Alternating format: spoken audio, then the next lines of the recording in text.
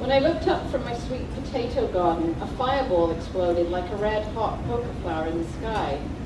It had been a completely cloudless, sunny morning, hot enough to sweat just standing still.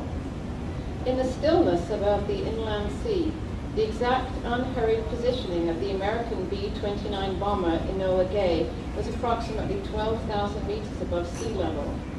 Did its pilot take his bearings from the sun? The temperature beneath the epicenter is estimated to have risen as high as 6,000 degrees centigrade.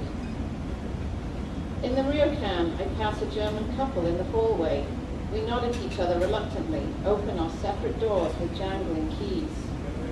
In my format room, a ripe banana waits along with fresh hot water for my tea. As I open my giant bamboo-wrapped rice wrap, I imagine the children who pick live maggots out of their sides, mistaking them for giant rice grains, the darkness that fell across their eyes. Until the A-bomb fell, Hiroshima remained relatively untouched. It was considered necessary by the US government. It was considered necessary. An early plum rain courses down my outside walls. In this room without windows, I don't know if it's night or day, Japan or Canada. I can read all the facts, but some of the heat just can't penetrate. The cracked glass on top of the piano, the economic miracle of melted bodies from which the disappeared do not pass away.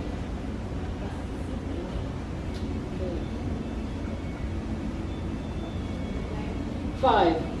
Between the instant in which the bomb began to fall and the instant in which the bomb had already fallen, 70,000 memories burned out.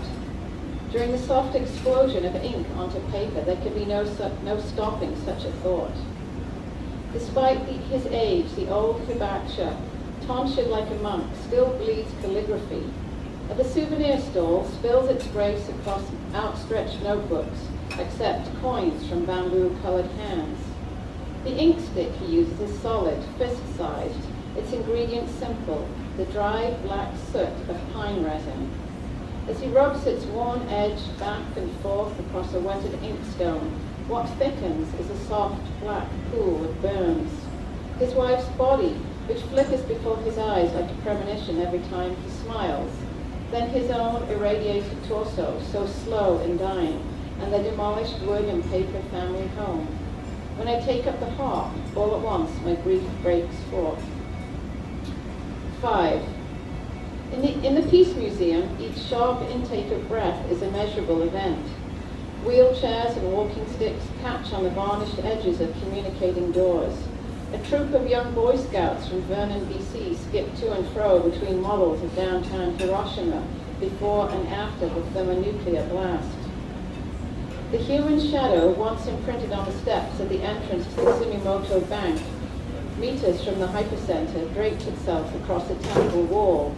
Its shattered width marks out the distance between a miracle and a Holocaust. In Hiroshima Castle, I climb steep wooden stairs to a lookout. Steel office buildings, pillars of white smoke.